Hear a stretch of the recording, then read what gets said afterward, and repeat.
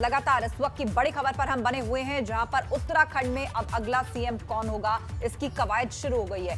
आज 3 बजे विधानमंडल दल की बैठक होने जा रही है। उत्तराखंड की सियासत पर कांग्रेस की प्रेस कॉन्फ्रेंस भी होने जा रही है। दिल्ली में एआईसीसी हेडक्वार्टर में यह प्रेस कॉन्फ्रेंस होगी, जिसमें हरीश रावत, रणदीप सुरजेवाला शामिल होंगे। इसके अलावा देवेंद्र यादव, प्रीतम सिंह, करण महारा होंगे। सुबह 9 बजे कांग्रेस ये प्रेस कॉन्फ्रेंस करने जा रही है। 3 बजे विधानमंडल दल की बैठक देहरादून में होने जा रही है, जिसमें तय होगा कि अगला सीएम कौन होगा। अगले सीएम के नाम पर उसमें मुहर लगेगी। केंद्र की तरफ से पर्यवेक्षक नरेंद्र सिंह तोमर भी पहुंच चुके हैं, वो भी इस बैठक में मौजूद रहेंगे। दूसरी तरफ कांग्रेस ने इस मुद्दे को हाथों हाथ लिया है। इस सियासी हालात पर कांग्रेस आज एक प्रेस कॉन्फ्रेंस करने जा रही है। एआईसीसी की यह प्रेस कॉन्फ्रेंस आज दिल्ली में होगी। रवि कैंतुरा हमारे साथ लाइव जुड़े हुए हैं। रवि, इस वक्त की सबसे बड़ी अपडेट क्या है, क्या चल रहा है वहां पर? तीरथ सिंह रावत इस्तीफा दे चुके हैं, आधी रात के बाद उन्होंने इस्तीफा दिया। आज विधानमंडल दल की बैठक होने जा रही है, विधायकों के पहुंचने का सिलसिला शुरू हो गया है। तो क्या खबरें निकल करके आ रही हैं फिलहाल? किस विधायक किस चेहरे के समर्थन में है? गुटबाजी के हिसाब से कितने विधायकों का सपोर्ट किस चेहरे पर? बिल्कुल आस्था, देखिए अगर बात करें तो इस वक्त मैं जीएमएस रोड पे हूँ। जो कार्यवाहक मुख्यमंत्री हैं तीरथ सिंह रावत का एक अपना निजी आवास है, और यहाँ पर अगर हम बात करेंगे तो मुख्यमंत्री इस वक्त जो है यहीं पर मौजूद हैं, और यहाँ पर बाहर जो है पूरी फ्लीट जो है लगा दी गई है। और जो आगे के कार्यक्रम हैं उसकी अभी फिलहाल किसी को जानकारी नहीं है कि यहाँ से तीरथ सिंह रावत कहाँ जाएंगे, उनका क्या कार्यक्रम रहेगा। लेकिन जैसे ही यहाँ पर केंद्रीय पर्यवेक्षक के तौर पर केंद्रीय मंत्री नरेंद्र सिंह तोमर पर यहाँ पर पहुँचते हैं, इसके साथ ही जो है राज्यसभा सांसद अनिल बलूनी यहाँ पर पहुँचते हैं, तो इस तरीके की जानकारी मिल रही है कि यहाँ से सेफ हाउस जाएंगे, वहाँ पर बैठक हो सकती है। और उसके बाद उस सेफ हाउस में जो भीतरी जो बातचीत होगी, जो इंटरनल जो चर्चाएं होंगी, उसके बाद जो है बीजेपी मुख्यालय की तरफ जाएंगे। तो 3 बजे जो विधानमंडल दल की बैठक है वहाँ पर ही तमाम नेताओं को जुटना है, तमाम बीजेपी के विधायकों को जुटना है। और ऐसे में क्योंकि जो लगातार अब जो विधायकों को यहाँ पर देहरादून बुलाया गया है, और तमाम जो विधायक हैं वो रात को एमएलए हॉस्टल में पहुँच भी चुके हैं जो यहाँ पर नहीं रहते हैं, तो ऐसे में जो विधायक आए हैं उनके साथ भी रायशुमारी ज़रूर होगी, क्योंकि भीतरी जो चर्चा है बीजेपी क्या सोच रही है। और क्योंकि इस वक्त जो है बीजेपी के सामने जो संवैधानिक संकट है, उस संकट से बड़ा एक और संकट है कि जब आप तीसरा मुख्यमंत्री प्रदेश को इन 5 सालों के भीतर दे रहे हैं, तो 2022 के चुनाव को आपको फतेह करना है,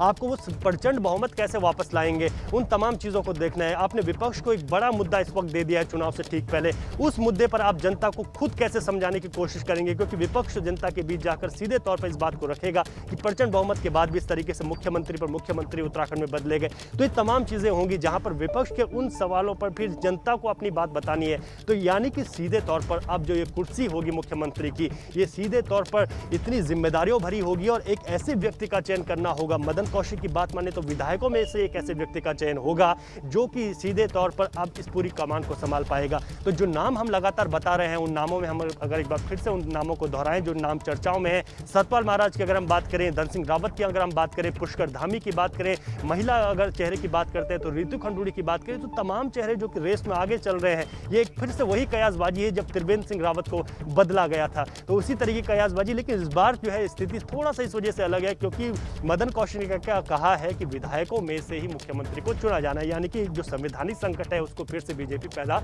नहीं करना चाहती। विधायकों में से अगर किसी विधानमंडल दल में जब विधायकों में से किसी एक चेहरे को चुना जाएगा तो किसी प्रकार का संकट नहीं होगा और मुख्यमंत्री उत्तराखंड को मिल जाएंगे। लेकिन विधायकों में से जिसको चुना जाएगा उस पर कोई नाराजगी ना हो, ताकि अगर नाराजगी किसी तरीके की होती है तो सीधे इसका खामियाजा 2022 में भुगतना पड़ सकता है। अगर बीजेपी के अंदर अगर गुटबाजी शुरू हुई तो 2022 के चुनाव को फतेह करना, प्रचंड बहुमत को वापस लाना काफी मुश्किल होगा। आस्था जी, बिल्कुल। और जिस तरह से घटनाक्रम बदल रहे हैं उसके बाद विधायकों की नाराजगी फिलहाल पार्टी मोल नहीं लेना चाहेगी। आपका बहुत शुक्रिया रवि, लेकिन आप हालात पर नजर बनाए रखें। सीएम ने इस्तीफा क्यों दिया, इस पर क्या कहा तीरथ सिंह रावत ने, अब वो आपको दिखाते हैं।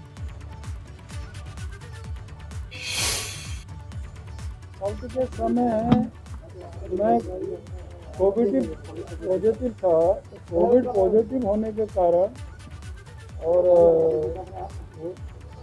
समय नहीं था इसलिए। लेकिन मैं कहता हूँ फिर आपको कि मुझे आज यहाँ तक जो मेरे केंद्रीय नेतृत्व ने पहुँचाया, मैं पुनः उनका हृदय से आभार प्रकट करना चाहता हूँ।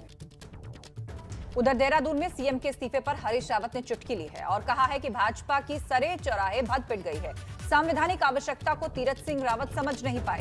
प्रदेश में विकास के काम ठप पड़े हैं, ये कहना है हरीश रावत का।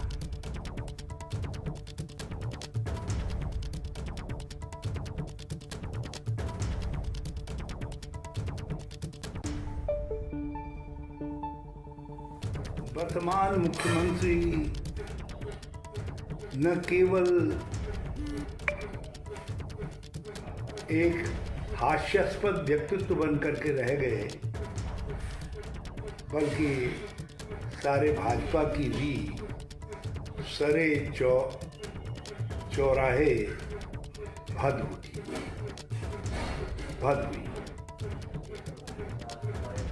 मुख्यमंत्री जी ने इस्तीफा दिया अपने राष्ट्रीय अध्यक्ष,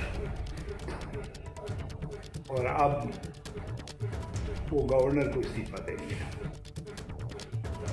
खैर, ये उनकी दलगत निष्ठा की बात हो सकती है, लेकिन एक बात स्पष्ट है, न पहले वो संवैधानिक आवश्यकता को समझ पाए और न अब संवैधानिक आवश्यकता को समझ रहे हैं।